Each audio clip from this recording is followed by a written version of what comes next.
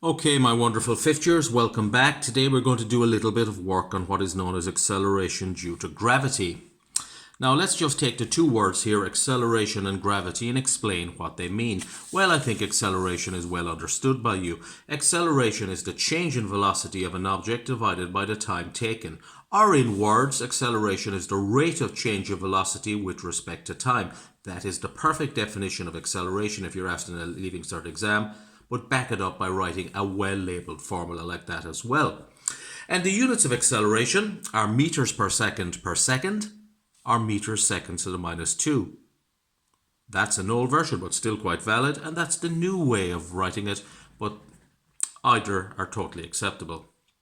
Okay, gravity, well, its proper name actually is the gravitational force, and it's one of the four forces of nature, one of the four forces that acts in the universe. And you say only four forces in the entire universe, isn't that cool? And yes, that is. Now, I suppose the obvious question is, what are the other three forces of nature? So let's look at the four forces of nature, which includes the gravitational force. Well, the first force of nature is one you wouldn't have encountered very often. It is known as the strong nuclear force. And the strong nuclear force, as you can imagine, is quite strong. It lives up to its name. It does what it says on the tin. And it acts, nuclear means of the nucleus, it only acts in the nucleus. It's got a really, really short range. And what does this strong nuclear force do? Well, it glues, better word, it binds protons and neutrons together inside the nucleus of atoms, thereby keeping the nucleus together, otherwise it would explode apart. Because I wonder, did any of you actually think about the science you actually did in junior cert? You were presented with that idea of a nucleus. There is a nucleus, the center of atom, really, really small part of the atom, about 1/100,000 times the size of the atom in its whole.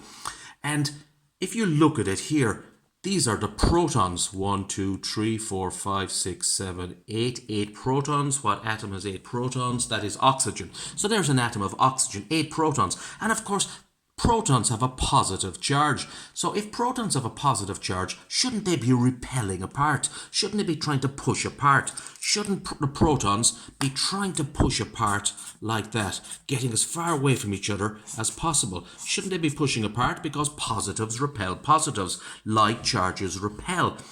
Well, they are trying to push apart, but there's a stronger force that's holding them together.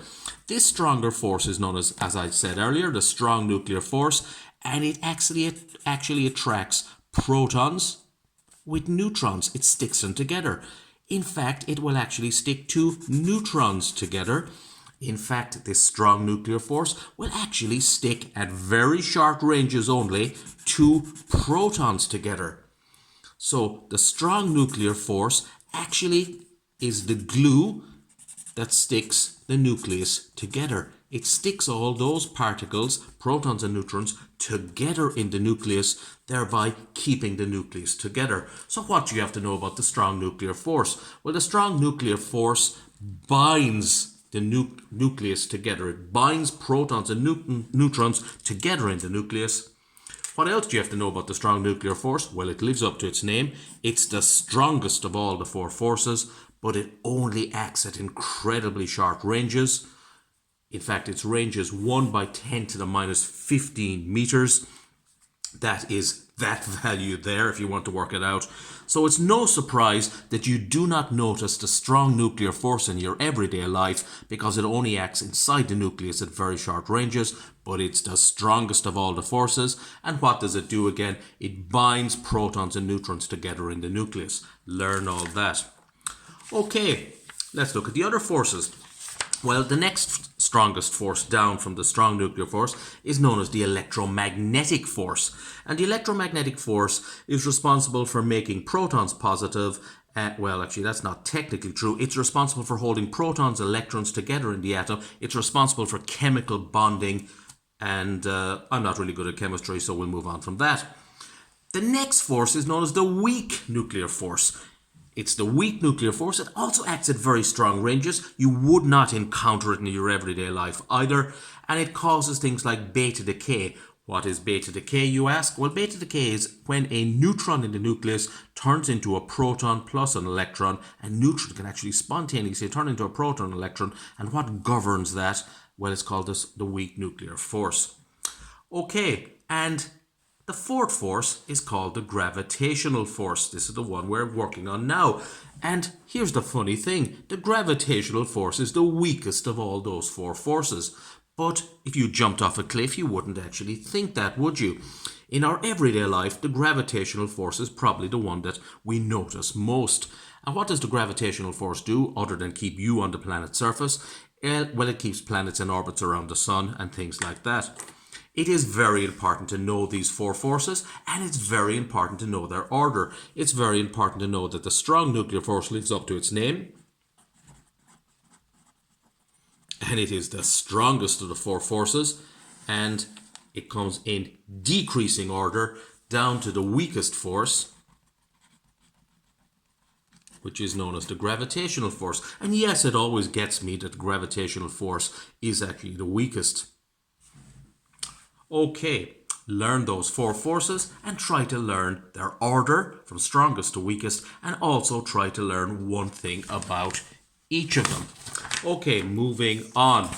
Well, this whole topic is about acceleration due to gravity. So what is acceleration due to gravity about? Well, one thing we always learn very quickly in life is if you drop something, it falls. Like if somebody drops an apple onto your head, it will fall and hit you. And Isaac Newton discovered this obvious fact in 1687. He was well in his 30s at this stage, so you wonder why it took him so long. If you drop something, it falls. Now, it's a common misconception that our old friend Isaac Newton actually explained why this happens. Why do objects fall? Why does gravity exist? But actually, to be honest with you, Newton did no such thing. Newton did not explain why gravity exists. He just explained how it acts and the size of the force between two objects. So, Newton realized the following very interesting fact. Newton realized that objects with what we call mass, that you can measure in kilograms, attract other objects with mass.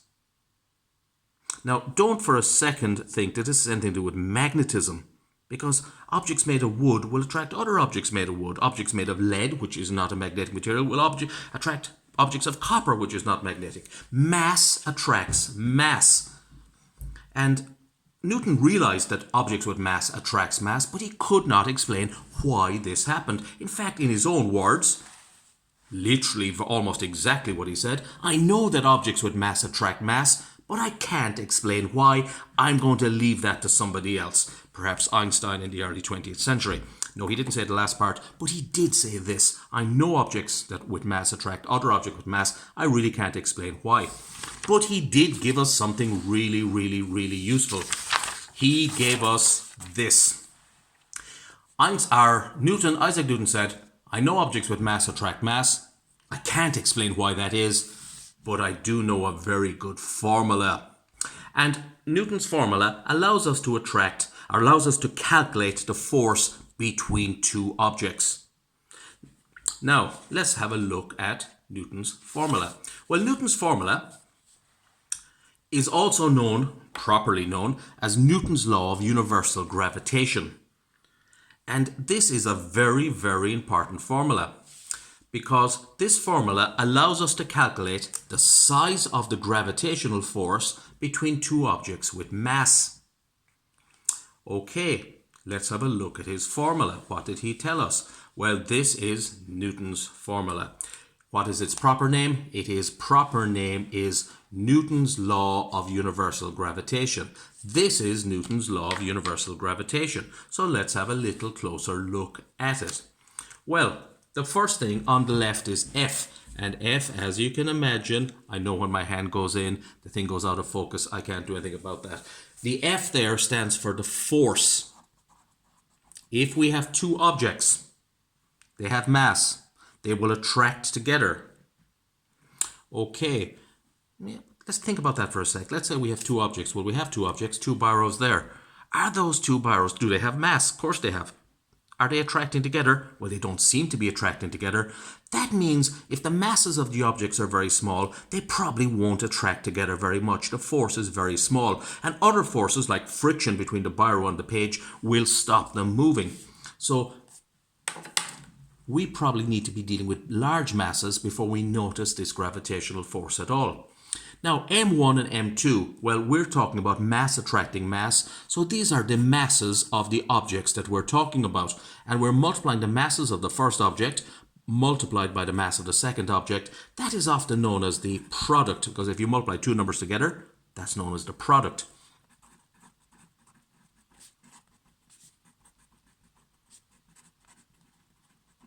So M1 multiplied by M2 is the mass of the first object multiplied by the mass of the second object, and that's known as the product of the masses. This here is the distance.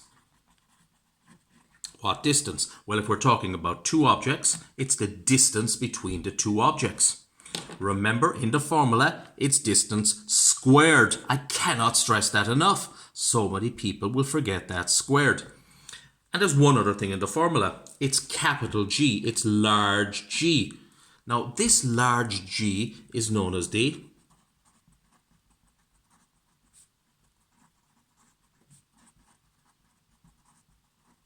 gravitational constant. We're going to find very shortly that this gravitational constant is an incredibly small number. In fact, I'm going to write down from memory the size of this number. It is 6.6742 by 10 to the minus 11. That's an incredibly small number. If you multiply anything by an incredibly small number, the number you get will be quite small, unless the other numbers in the equation are quite large. So that really kind of explains why the force of gravity acting between two masses is really small unless the masses of the objects involved are quite large, the size of planets or something like that. Then we get a reasonably large force. Okay, what's this formula called? It's known as Newton's Law of Universal Gravitation. Do you have to learn it? Yes. If you're asked what is Newton's Law of Universal Gravitation and you write that formula down, you will get half marks. If you write that formula down and label it just like I have there, you don't actually have to know that number, of course, you will get full marks. And of course, if you want to know that number, where will you go? You will go to page 46 and 47, my two favorite pages in the maths tables, and you will find there on page 46 or 47, G, the gravitational constant, 6.6742, wow, I got it right, multiplied by 10 to the minus 11. Don't worry about the units right now, just know where to obtain that number if you need it. Page 46 of the maths tables. Okay, since we've got a formula, the next logical thing to do is actually do a little example on that formula. So let's have a look at that. Here we've got an example question. Okay, here's the example question. Focus on this. Example question, calculate the force of gravity between these two rocks. What two rocks, you say? Those two rocks there. Well, we've got two rocks. One is a 5 kilogram rock and its younger brother is a 3 kilogram rock, and they are objects with mass. They've got mass. So according to Newton, mass attracts mass. These two rocks are 3 meters apart. From center to center, center of gravity to center of gravity, they are 3 meters apart. Well, if we were trying to calculate the force and Newton gave us this equation, the first thing we're going to do is write down that equation. And of course you say, do we need to learn that equation? And I say, you know what, I think it's the best thing you could do is actually to learn that equation. But if you can't learn that equation, go to page 56 of your maths tables, and that equation is there. Newton's Law of Gravitation. Actually, it's Newton's Law of Universal Gravitation, but I presume they just couldn't fit everything in. There it is there. F equals G, mass 1, multiplied by mass 2 over distance squared. Okay, let's apply that formula and see where we go. Well, F equals, the gravitational constant is there on page 46 of the maths tables. Mass of the first object, mass of the second object, divided by the distance between them squared. When you put all that into, sorry for shouting, but so many people leave out the squared. We put all that into a calculator and we get what is the force between those two objects, the gravitational force of attraction that will pull these two objects together, slowly attract them together? Well, it's a whopping 1.1 by 10 to the minus 10. When I did the calculation, that is the answer I got. Of course, look at that. There's no units at the end. What do you think we should call force? Well, Newton did so much work in force, we honor him by saying force is measured in newtons. So we've got that there like that. Okay, that number, of course, is like that. That is the same number. And what is that really telling us? Well, in the real world, the force of gravity between a 5 kilogram rock and a 3 kilogram rock that are 3 meters apart really is a tiny, tiny, tiny number. That force really is so small you could not possibly notice it. But if we were dealing with larger objects, objects with larger mass, would that make the force different and more noticeable? So let's look at the second part of my little example here. Well, the second part of my example here is, and I really hope you can see this, calculate the force of gravitational attraction, the force of gravity, between the Earth, that's a planet that we live on, and a 3 kilogram rock. Now we've really upscaled here. The Earth is a lot bigger than a 5 kg rock, so let's just put our values in here. Well, let's have a look at this. Here is the Earth, here is the rock. Now, of course, you need to be given a lot of information on this. You need to be given the gravitational constant. That's always given to you in the exam, but it's given to you on page 46 of the maths tables. You need those maths tables. This is the mass of the planet that you live on. You might have not come across this before. It is 6 multiplied by 10 to the power of 24. 6 with 24 noughts after it, kilograms. Of course, it's not always that, that's a very round number. It's actually 5.999872345, something like that. But we always write it in Leaving Cert as 6 by 10 to the power of 24 because it's a manageable number. And this is the radius of the Earth, the radius of the planet you live on. It's 6.4 by 10 to the power of 6 meters. That is 6,400 kilometers. That's the radius of our planet. That isn't a huge number. We don't live on a really massive planet. Okay. And we've got to know that very recently too. Okay, so we apply the formula. And that formula is in the maths table, so we write it down. What is G? The gravitational constant, I substituted in there. What's the mass of the first object? Well, we'll say the planet. That's the mass of our Earth. What's the mass of the second object? It's the 3 kilogram rock that we're talking about there. Put it in there. What's the distance between them? Well, the distance between them is effectively the radius of the planet. You said, there's a bit there of the rock, but that's so tiny you wouldn't notice it. So we put in the radius of the planet squared. When we throw all that into a calculator, we get that value, 33.4 newtons. So the force that's acting down on that rock, pulling it towards the center of the Earth, is 33.4 newtons. Now that is a decent enough force. So what do we conclude out of this? If the mass of one of the objects is quite big, the force becomes big. Mass attracts mass, and the bigger the mass is involved, the bigger the size of the force. What are you going to learn out of all this? You're going to learn Newton's Law of Universal Gravitation and how to label it. Okay, let's move on. Well, from that little example, what's our conclusion? What have we actually learned? Well, I think we've learned 3 things. 1, mass attracts mass. Who told us that? Isaac Newton.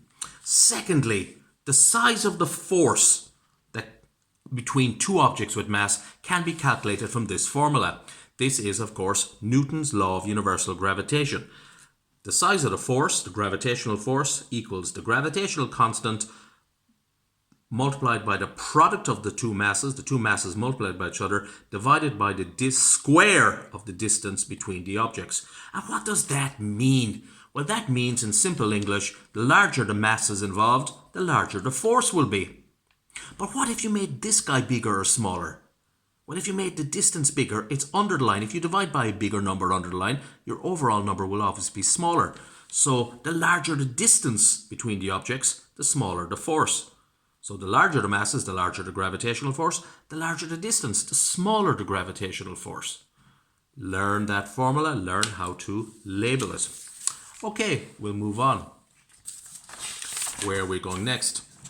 Okay, we're going to ask a very pertinent and very important question. What happens if you drop things? Well, ask a child and they will say they fall. But they don't just fall. They don't just fall. They do something really interesting when they fall. if an object is falling under gravity, and I'm putting a little condition here, if we ignore air resistance, we get rid of air resistance, a very interesting thing happens. Here is an object that's falling, and here's a time-lapse photo, and quite appropriately, it's an apple. Now, each picture is taken a certain length of time apart. I think it's about 1/10 of a second. So in the first 1/10 of a second, the apple drops that much. In the second 1/10 of a second, the apple has gone a further distance.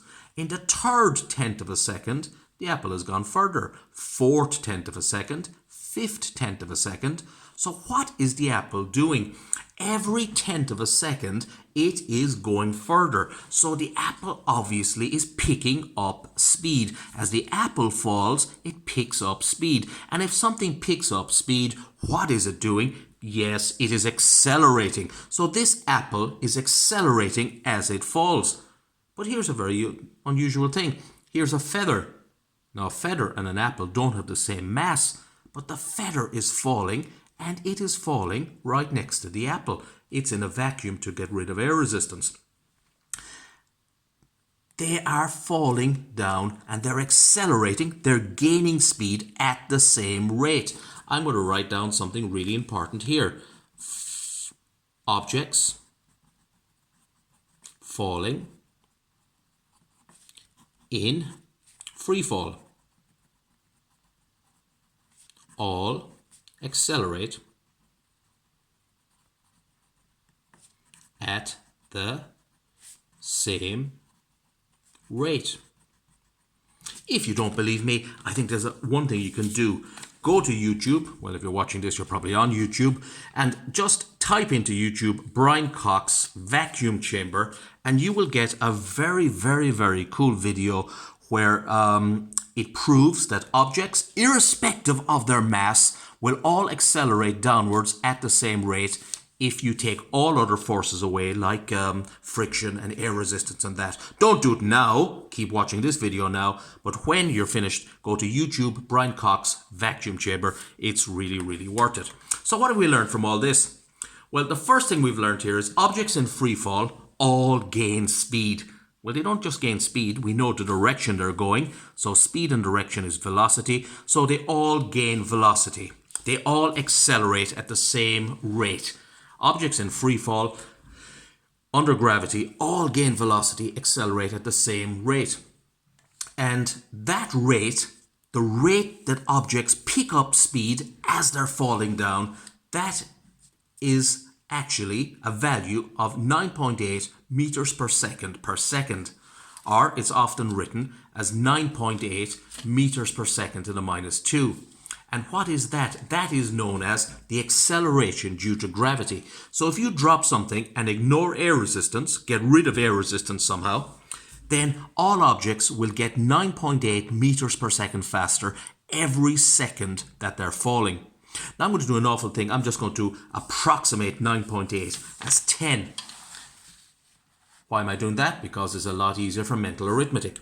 If you drop an object off a cliff, well, this is time and in seconds, and this is its velocity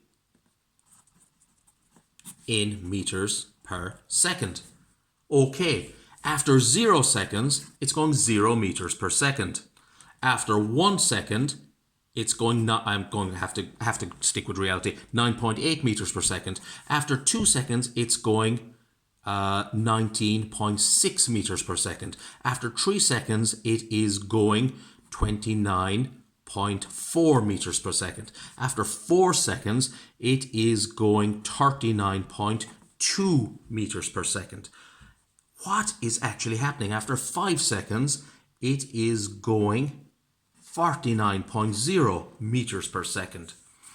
In other words, when you drop an object, it accelerates, it gets faster, and every second that it's falling, it gets 9.8 meters per second faster.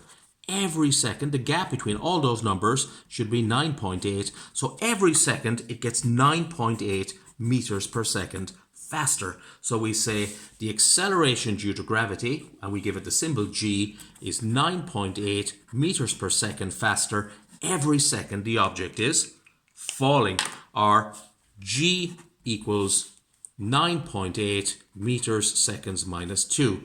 So if you jump out of an airplane in a vacuum, don't ask me how you do that, you will get 9.8 meters per second faster every second that you're falling until you hit something. Okay,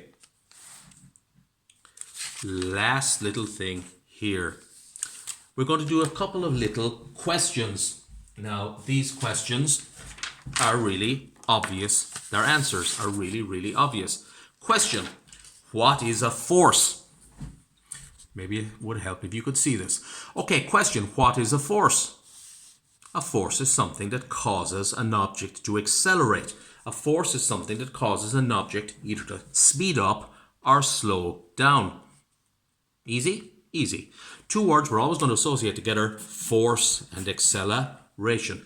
Actually, the relationship between them is Newton's second law, and they're directly proportional, but more about that later. Second little question: do objects in free fall accelerate? If you drop an object, will it get faster? And the answer is yes.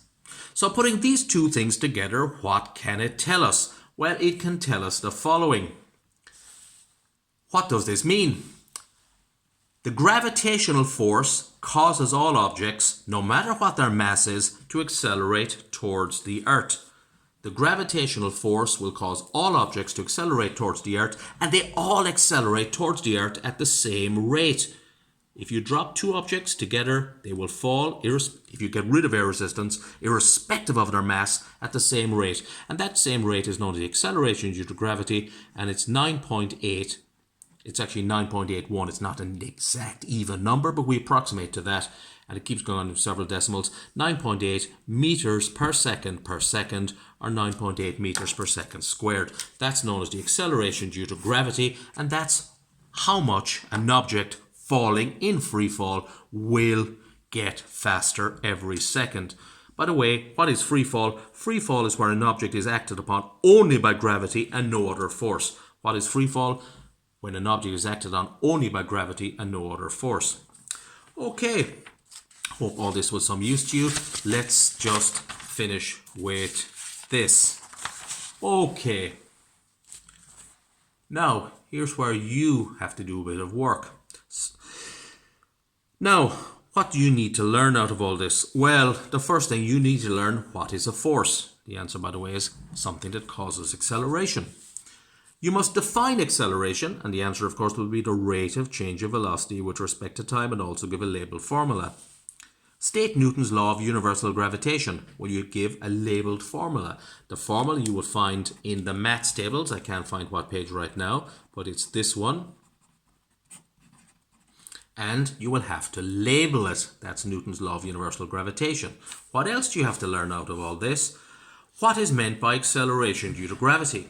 And I didn't really define it exceptionally well there, but it's the rate at which an object in free fall gains velocity. The rate at which an object in free fall gains velocity.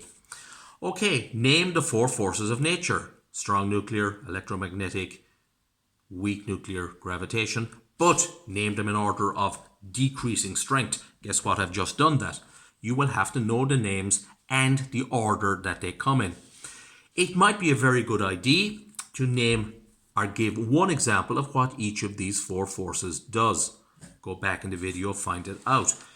What else do you need to learn? Well, there's one other thing you need to learn. What does free fall mean? And it means the only force acting on the object you're talking about is the gravitational force. The only force is the gravitational force. Okay, I hope that was some use to you. Take care. Bye.